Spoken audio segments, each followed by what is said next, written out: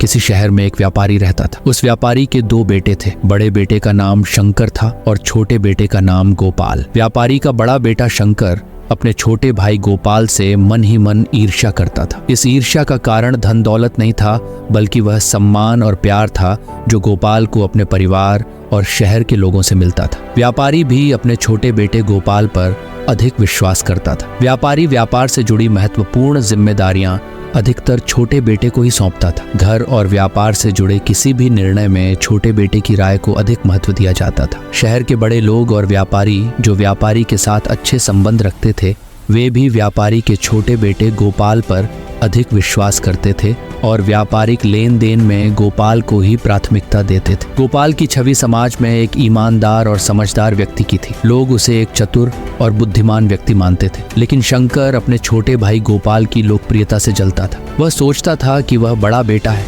इसलिए उसे अधिक सम्मान मिलना चाहिए, उसकी बातों को घर में अधिक महत्व मिलना चाहिए और पिता तथा व्यापारी भी व्यापार के कार्यों में उस पर अधिक विश्वास करें। परंतु ऐसा कुछ भी नहीं हो रहा था। कभी कभी वह यह भी सोचता था कि उसके छोटे भाई में ऐसी कौन सी विशेषताएं हैं जिसके कारण उसे अधिक सम्मान और महत्व मिलता है, परंतु उसे कभी अपने इस प्रश्न का संतोषजनक उत्तर नहीं मिल पाता था, जिसके कारण उसका यह क्रोध धीरे धीरे अपने छोटे भाई गोपाल के प्रति नफरत में बदलने लगा था। एक दिन उसने अपनी यह मानसिक समस्या अपने एक बहुत करीबी मित्र को बताई। मित्र बुद्धिमान था और व्यापारी के बेटे का भला चाहने वाला भी था। उसने व्यापारी के बेटे से कहा कि मेरे पास तुम्हारी समस्या का कोई समाधान नहीं है, लेकिन मैं एक ऐसे व्यक्ति को जानता हूं जो तुम्हें तुम्हारी सभी समस्याओं का समाधान बता सकता है। कल सुबह मेरे साथ चलना। सुबह होते ही युवक व्यापारी के बेटे को लेकर शहर के बाहर स्थित एक पहाड़ी की ओर चल पड़ा। पहाड़ी ऊंची थी और रास्ता कठिन था। लंबा रास्ता तय करने के बाद दोनों पहाड़ी के शिखर पर पहुंचते हैं। उन्हें पहाड़ी की चोटी पर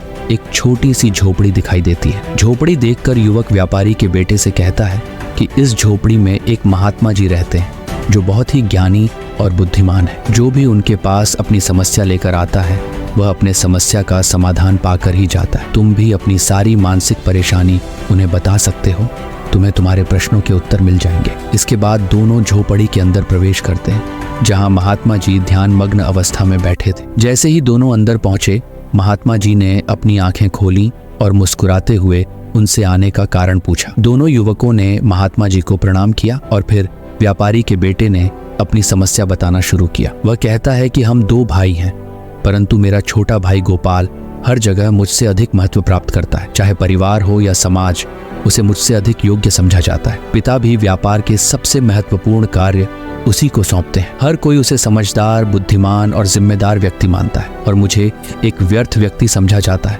और इसी कारण मैं अपने छोटे भाई से ईर्ष्या करता हूँ, परंतु ये समझ नहीं पाता कि मैं कहाँ गलत हूँ। आखिर में मैं अपने छोटे भाई की तरह कैसे समान सम्मान और प्रतिष्ठा प्राप्त कर सकता हूँ। व्यापारी के बेटे की पूरी बात ध्यान से सुनने के बाद महात्मा जी ने कहना शुरू किया कि समाज में वे लोग जो दूसरों से अधिक सम्मान और प्राथमिकता प्राप्त करते हैं, उनमें कुछ विशेष गुण और आदतें होती हैं जिनके कारण वे भीड़ से अलग अपनी पहचान बना पाते हैं। आज मैं तुम्हें 15 ऐसी बातें बताऊंगा जिन्हें अगर तुम अपना लोगे तो तुम भी लोगों के बीच अपनी अलग पहचान बना पाओगे और अपना उचित सम्मान प्राप्त कर पाओगे। महात्मा जी ने कहना शुरू किया। पहली आदत, गंदे और अव्यवस्थित रहने वाले व्यक्ति को लोग कभी भी इतना सम्मान नहीं देते। लोग साफ सुथरे, स्वस्थ और फिट लोगों को अलग नजर से देखते हैं। इसलिए सबसे पहले अपनी व्यक्तित्व में सुधार लाओ। हमेशा समय पर स्नान करो और साफ कपड़े पहनो। अपनी दाढ़ी और बालों को भी सलीके से रखो, क्योंकि व्यक्ति की पहली पहचान उसका स्वरूप होता है। भले ही व्यक्ति कितना भी ज्ञानवान हो, यदि वह साफ सुथरा नहीं है तो लोग उसे नजरअंदाज करना पसंद करते हैं और ऐसे व्यक्ति का कोई सम्मान नहीं करता। दूसरी आदत, किसी से डरना छोड़ दो। अगर आप यह सोच रहे हो कि लोगों के बीच कैसे अधिक सम्मान प्राप्त करें, तो आज से ही डरना छोड़ दो। इसका मतलब ये नहीं है कि आपको किसी से लड़ाई करनी है या लोगों का सम्मान करना छोड़ना है। निर्भयता का मतलब है स्वयं पर पूरा विश्वास होना और गलत के सामने न झुकना। यदि आपको लगता है कि आपने कुछ गलत नहीं किया है, तो चाहे सामने वाला व्यक्ति कितना भी शक्तिशाली हो, आपको उसके सामने झुकना नहीं चाहिए। ये सच्ची बहादुरी है। मतलब आपको अपने भविष्य से डरना भी छोड़ देना होगा, क्योंकि जो व्यक्ति हमेशा अपने भविष्य से डरता है उसे कोई भी गंभीरता से नहीं लेता। तीसरी आदत, हमेशा उपलब्ध रहना बंद करो। आपने एक बात तो सुनी होगी कि बार बार किसी जगह जाने या तुरंत किसी काम के लिए उपस्थित होने से व्यक्ति स्वयं ही अपना सम्मान घटा देता है। ऐसे में हमारी महत्ता लोगों की नज़र में कम हो जाती है और वे यह सोचने लगते हैं कि आप उसे किसी भी समय बुला सकते हैं या उसे बुलाने की आवश्यकता भी नहीं है, वह खुद ही आ जाएगा। मतलब ऐसी स्थिति में कोई भी हमें गंभीरता से नहीं लेता। आज के समय में लोगों को थोड़ा इंतजार करवाना पड़ता है, तभी वे हमारा सम्मान करते हैं। चौथी आदत, अपनी बात के पक्के रहो। समाज में बहुत कम लोग ऐसे होते हैं जो अपने वादे पर कायम रहते हैं। अगर आप यह सोच रहे हैं कि समाज में कैसे अधिक सम्मान प्राप्त करें, तो खुद को ऐसा बनाओ कि लोग आप पर तुरंत विश्वास करने के लिए तैयार रहें। इसका मतलब यह है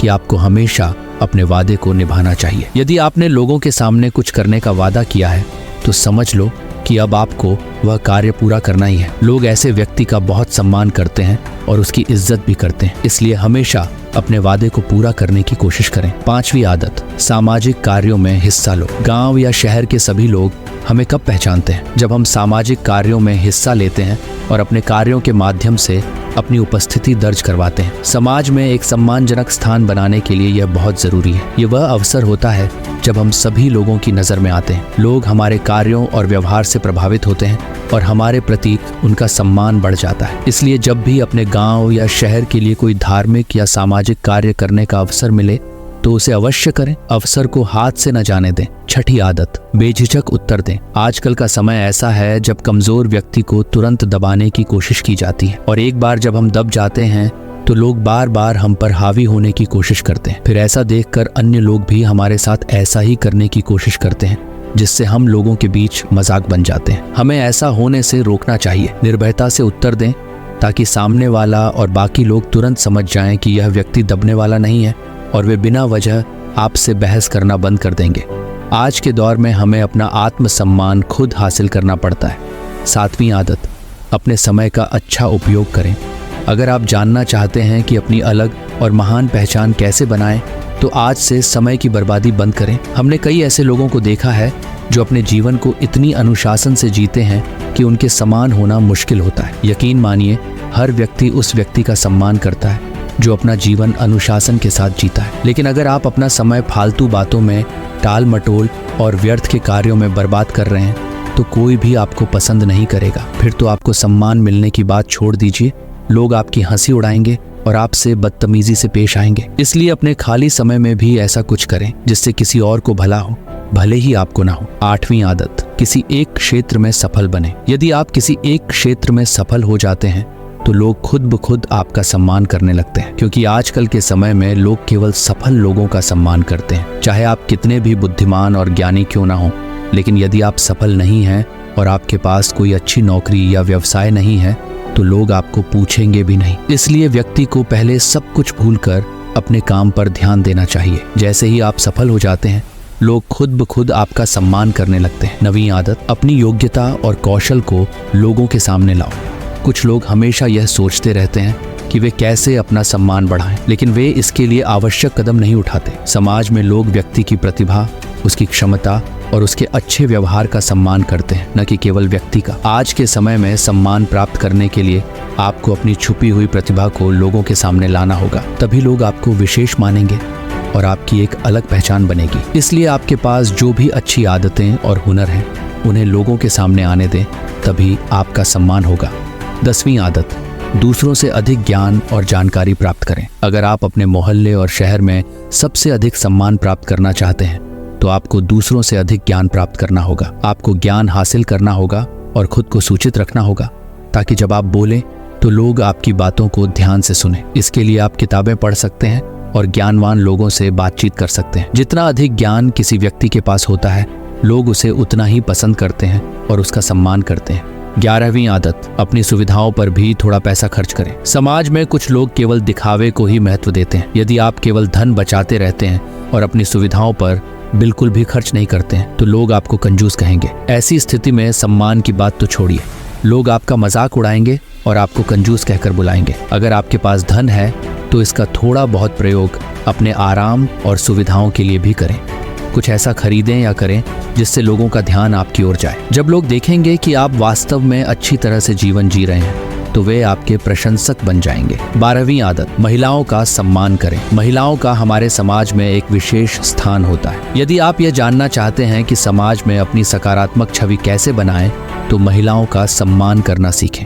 याद रखें, महिलाओं द्वारा की गई प्रशंसा और आलोचना बहुत तेजी से आसपास के क्षेत्र में फैलती है। यदि आप सभी महिलाओं का सम्मान करते हैं तो आपके इलाके में ये बात फैल जाएगी कि आप वास्तव में एक सम्मानित और अच्छे व्यक्ति हैं। लेकिन इसके विपरीत अगर आप महिलाओं की नज़र में गिरते हैं तो अपनी इज्जत बढ़ाने के बारे में सोचना भी मुश्किल हो जाएगा। 13वीं आदत, अपनी कमजोरियों को किसी से न बताएं। एक सशक्त व्यक्ति वही होता है जो अपने दुख अपने तक रखता है और खुशियां सबके साथ बांटता है। ऐसा व्यक्ति सच में सम्मान के योग्य होता है, क्योंकि यह एक ऐसी विशेषता है जो हर किसी के पास नहीं होती। आजकल लोग दूसरों की कमजोरियां ढूंढने में लगे रहते हैं ताकि वे उन्हें नीचा दिखा सकें या उनका मजाक उड़ा सकें। इसलिए अपनी कमजोरियों और रहस्यों को केवल अपने तक ही सीमित रखें, वरना लोग आपकी कमजोरियों को निशाना बनाकर आपका अपमान कर सकते हैं। 14वीं आदत, कुछ अलग करें। आत्मसम्मान बढ़ाने के कई तरीके हैं, लेकिन ये एक ऐसा तरीका है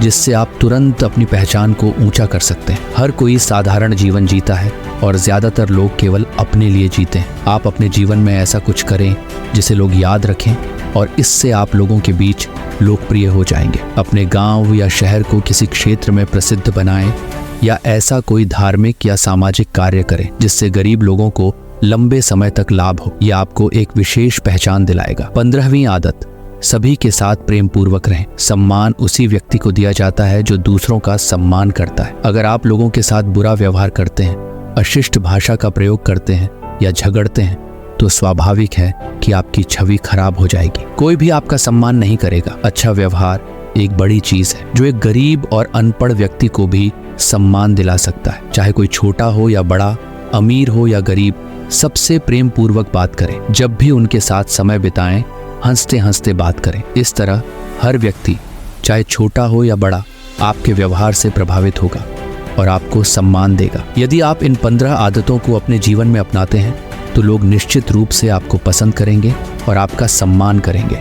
और अंत में, अपने छोटे भाई गोपाल से ईर्ष्या करने के बजाय आप उससे सीखने की कोशिश करें और ये जानें कि उसमें कौन सी आदतें हैं जिनकी वजह से लोग उसे इतना महत्व देते हैं और उसे अधिक जिम्मेदार मानते हैं। महात्मा जी ने अपनी बात यहीं समाप्त की। व्यापारी के बेटे ने महात्मा जी से अपने छोटे भाई से ईर्ष्या करने के लिए माफी मांगी और इन 15 आदतों को अपने जीवन में शामिल करने का वादा करते हुए वहां से चला गया। दोस्तों, मुझे उम्मीद है कि आपको यह वीडियो पसंद आया होगा। कृपया मेरे चैनल को सब्सक्राइब करें और वीडियो में यहाँ तक बने रहने के लिए आपका बहुत बहुत धन्यवाद।